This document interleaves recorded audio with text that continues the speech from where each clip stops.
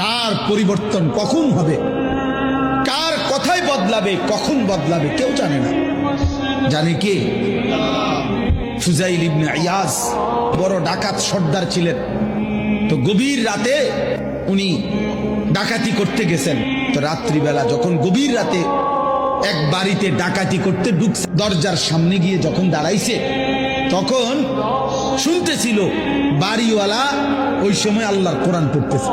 উনি দরজায় দাঁড়াইয়া শুনতেছে যে বাড়িওয়ালা ভিতর থেকে আল্লাহর কোরআন পড়তেছে, আলাম ইয়ানি লিল্লাযীনা আমানু আন তাখশা কুলুবুহুম লিযিকরিল্লাহ।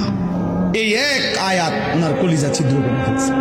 উনি পিছন দিকে ফিরে এসে আর চিৎকার করে দুই হাত তুলে বলছে, আয় রব, আয় মাওলা, সময় হয়েছে সময়, আমি আর এই নাফরমানির জিন্দেগি করব না, দিলাম ছাইরা।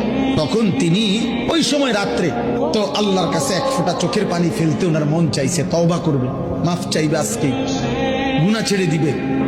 তখন উনি তওবা করে সরাসরি হিজরত করে আল্লাহর ঘর মক্কায় চলে আসছে, আর বাকি হায়াত কাবার পাশেই উনি জীবন কাটাইছে। এরপর উনি হইছেন সাইয়্যিদুল আউলিয়া, আউলিয়াদের সর্দার। তাইলে বললাম আর কি, যে কোনো কথা, কোনো এক আচরণ, কোনো এক শব্দ অনেক সময় চেঞ্জ করে ফেলে, জীবন তুলপার করে ফেলে, জীবন পরিবর্তন করে ফেলে।